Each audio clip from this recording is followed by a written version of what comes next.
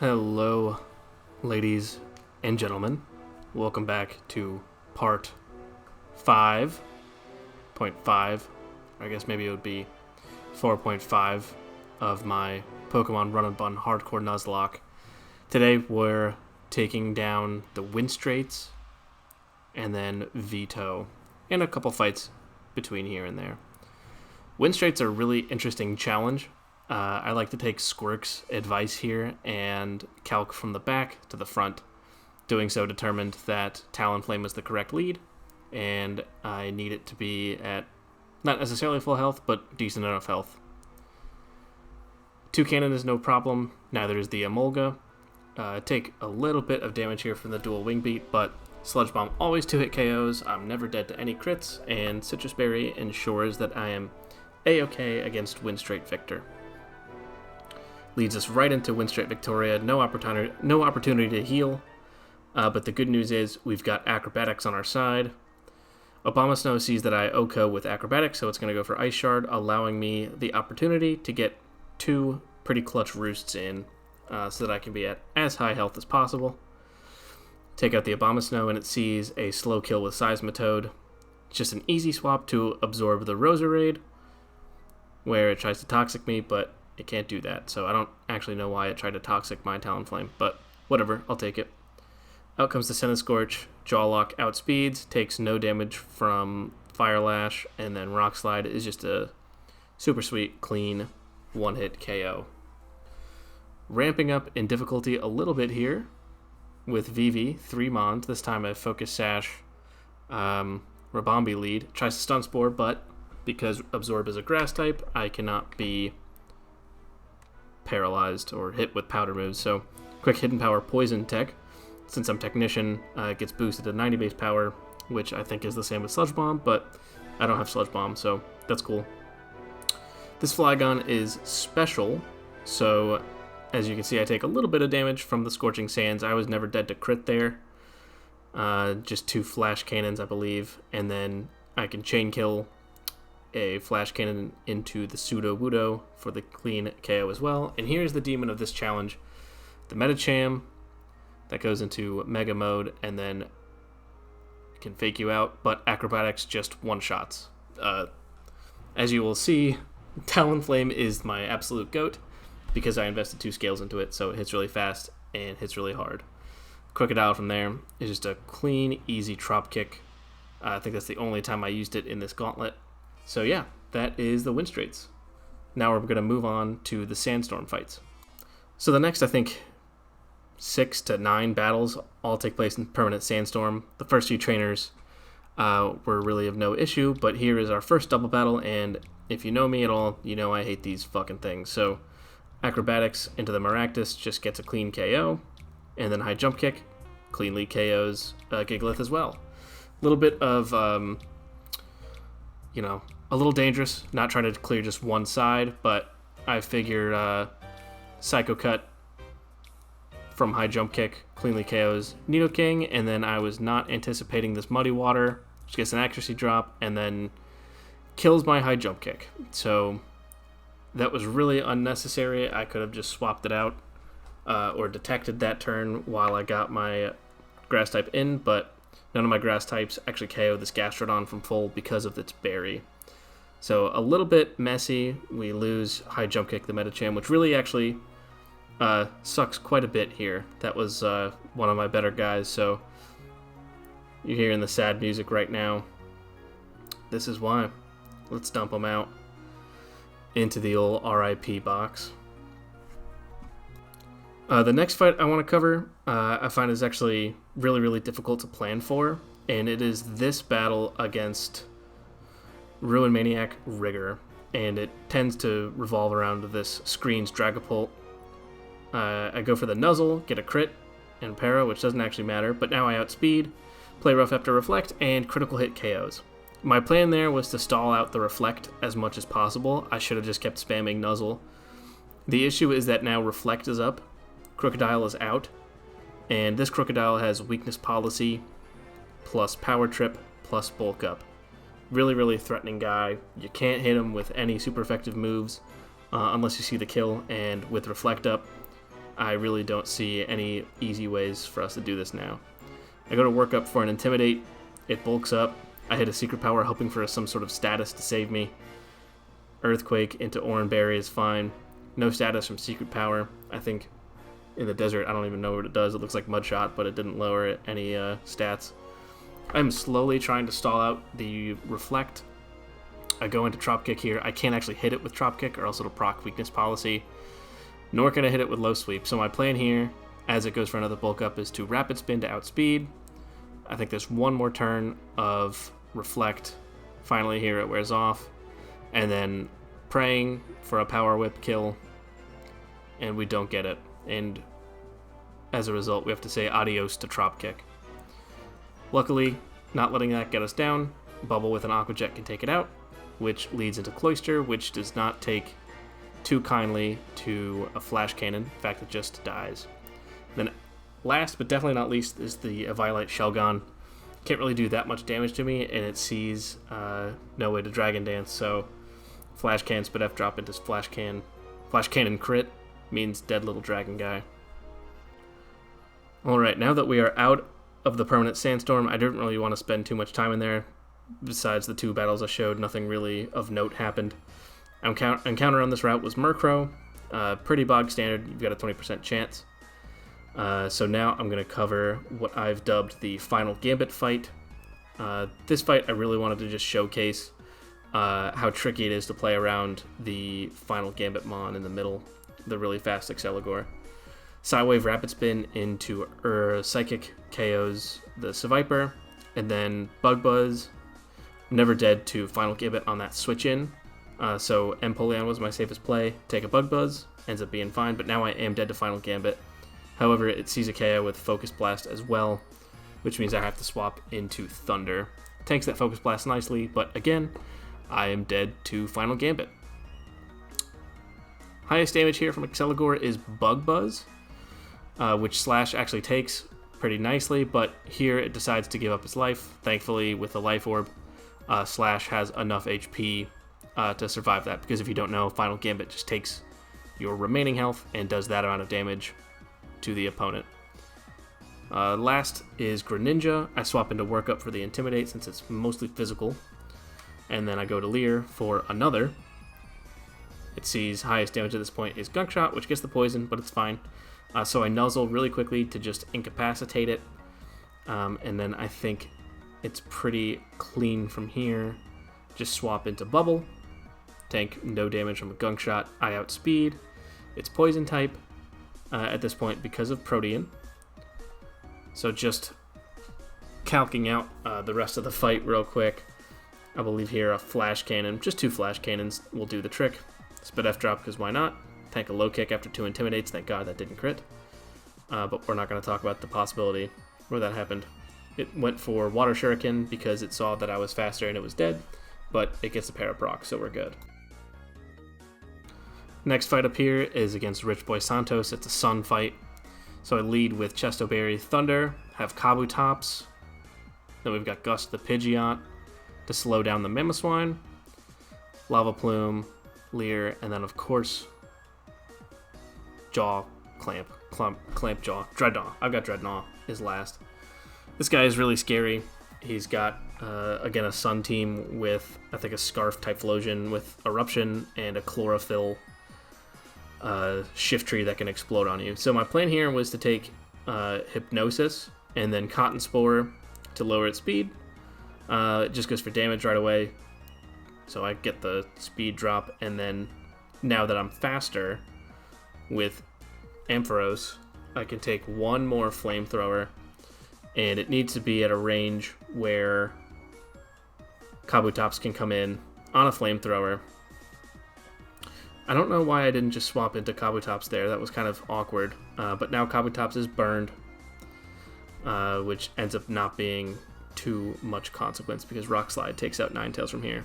I didn't want to bait out Shift Tree, so Mamoswine comes out next, sees a fast kill with Earthquake. I swap into Gust, which is a little risky, but I know it's going for Earthquake. I can go for a Feather Dance. Barring any crits, I'll be fine. Icicle Crash hurts, but Feather Dance is clean. I've got a Citrus Berry. I can go for another one, and I live and can roost. And there is the critical hit, folks. Always play around it.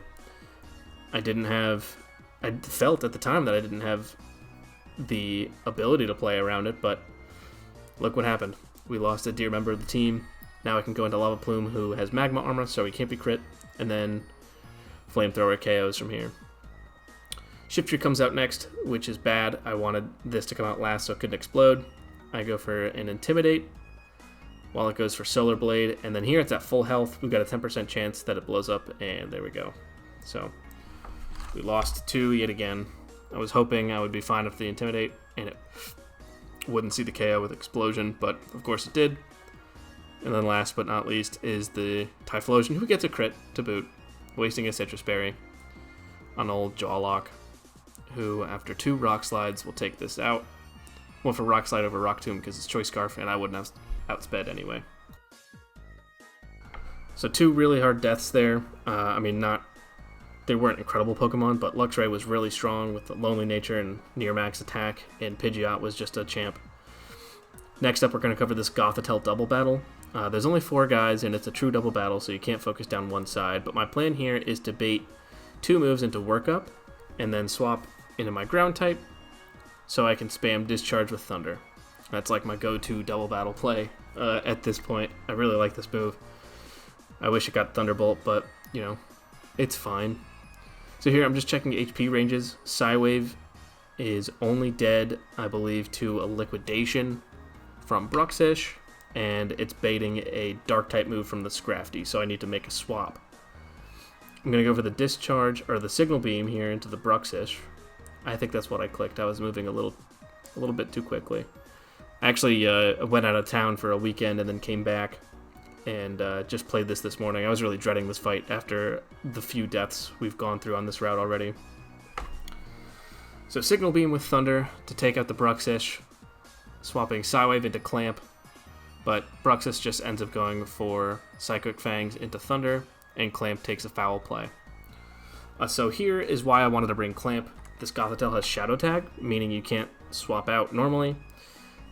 Luckily, Clamp has Flip Turn, which is really nice. Take a crit fake out on Thunder, which doesn't really matter, but my plan was to Flip Turn out on the Gothitelle. I get a crit, which is nice. And then because I was going to go for Discharge, I was going to swap into Lava Plume, take no damage, then deal 2 pretty big hits back. But we can do that this turn, that's fine. Now Lava Plume is out. I think at this point I'm just jamming moves into the Gothitelle to try to KO it so I can, you know, play the game, swap my Mons out. Thunder here is not dead to most close combat rolls. Luckily, it rolls pretty low, excuse me, and I survive, bringing in the Bisharp last. I can't go into Workup because it has Defiant, and I don't have any items on my Pokemon because these 2 guys have knockoff, so I didn't want to lose anything. Going to swap Thunder out for Empoleon, and then I believe Lava Plume should see a KO into Bisharp with either Flamethrower or Earth Power, just calcing to make sure that I don't die to anything because Lava Plume is really good. Take an Iron Head and a Foul Play, crit nonetheless, and Bisharp goes down, but Bubbles got 61 HP, a little bit less than half. I've got a safe switch relatively into Psywave, and then Lava Plume can Flamethrower for the KO. Take a close combat, it was highest damage, Psywave resists it, and there we go, that's the Gothitelle double. Alright, next up, we've got another double battle. You have to do this battle as a double if you want the Shed Shell. Pretty clever cook on this one. I'm leading with Acrobatics at 1 HP to bait 2 priority moves from the leads, which will allow me to swap in to Kingler to take minimal damage. Normally, Raichu would see a Thunderbolt KO into Acrobatics, a slow KO, but because it sees the fast KO, with both Raichu and then Quick Attack on Straptor, I can safely swap into Crabhammer and just OHKO down the right side with Earth Power. Crabhammer here outspeeds Marowak and is never dead to anything from Staraptor, so it's kind of targeting something random. Razor Shell one-taps that. And now it's a little bit awkward. I could Ice Hammer the Staraptor, which I end up doing. Not quite a KO, but sets up nicely for the next turn. Then Scald obviously one-shots the Rhyperior that we outspeed. So here I can Aqua Jet, safely take out the Staraptor, and prepare for the next guy coming out, which should be the stupid Lumineon fish. Thunder is here for that. Here's where I wish I had Thunderbolt, so I didn't need to keep Thunderbolting into my non-ground types, or discharging into my non-ground types, which, I don't know if you know this, are actually weak to water types, which Lumineon is, and then in the back behind it is a Gyarados, so it's a little awkward. Here I just end up going for a Signal Beam and an Ice Hammer to reduce it down. It's got a Focus Sash, you can't one-tap it. So now I swap into Lava Plume. I should have just protected because I take a Hydro Pump and I lose my camera up for that, which really, really cannot understate this, how much that sucks. I think the reason I did that is it was a little awkward with Gyarados coming out next. So here it's out, it intimidates both my guys down, both Mons are slower, and it sees either a Waterfall into Ampharos or a Bounce into Crabhammer. So I protect Crabhammer as it flies up, so completely wasted turn and a wasted protect. I have a feeling it's going for Bounce into Crabhammer since it's neutrally effective. So my plan here, I might want to swap into Kabutops to take it, but I don't really need to. I'm not going to try to get the double protect and kill my own Crabhammer that way. So I go for the Ice Hammer, and then I realize, assuming I live, I can get a Cotton Spore off. And then, of course, I'm paralyzed from the Bounce, making this next turn really awkward because I need Discharge to one-tap. So I have to protect Crabhammer. Thankfully, I don't get fully paralyzed. And then, boom, Discharge, double battle down. Pretty unfortunate loss here, but we trade one life of a dear brother or sister. I can't really remember Camerup's gender at this point, but we'll go ahead, drop the dear departed sister, there we go, down into the RIP box. And we'll take a quick look. It's looking a little thin, folks. This run is definitely lost a lot of steam. Really, really good IVs on this Camerupt, by the way, so that sucks. But up next, we've got Winstrate Veto. This is technically another boss fight, raises the level cap, so I lead with Drill Peck into the Focus Sash Alakazam. I'm not dead to anything unless it crits, and I can knock off into Sucker Punch, which baits in the Crobat for a random move. So I swap into Thunder, it takes Heat Wave, which is second best outcome. I could have gone for Giga Drain, but that's fine. Discharge is a 2-tap after the Nasty Plot, but I was never dead to anything. I think even at +2 with a crit, I think Ampharos was totally fine there. Out comes Breloom. I swap into Acrobatics, who, if you'll notice, is holding a Citrus Berry, which means Acrobatics, the move, is not at full power. I'm holding a Citrus Berry, which procs after the Mach Punch because it sees I have a fast KO with Acrobatics. Luckily, I get a Flame Body proc. Didn't matter too much, but then Acrobatics is a clean KO from there. Out comes the Crawdaunt with Adaptability and a Water Gem. It sees Aqua Jet as a KO, so I swap into Clamp. It's going to go for knockoff here, and I forgot, so I just completely lost the Citrus Berry in return for Flip Turn Chip. Don't really have too many clean answers here, but Work Up is certainly one of them with Intimidate. And then 2 Play Roughs get the KO from there. And then he's only got 2 left, the Swellow followed by the Mega Aggron. Luckily for me, my fossil encounter in Rustboro City was this Kabutops. Completely walls this Swellow. I could have also used Dreadnought, but I wanted to use Slash. I just realized I have another Slash. It's the Ursaring. I'm going to have to change that. Certainly interesting here. Acrobatics actually fully walls this Aggron. So while we're here, we're just going to watch this quick stall slowly tick down. But guys, this run has really been a lot of fun to do.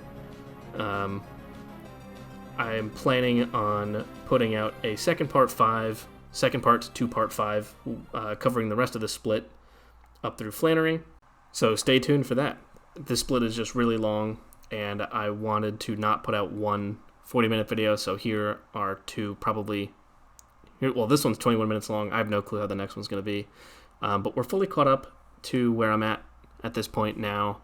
In fact, I played most of these battles today. I think after losing a lot of resources in the Sandstorm area, I was kind of just out of steam. I haven't really played much of this part of the game, so I'm not really sure what to keep looking out for. And, I know the early game kind of like the back of my hand, but this is sort of uncharted territory for me. So please like and subscribe. Give me a comment below. In fact, would really appreciate it. So thank you all so much for watching.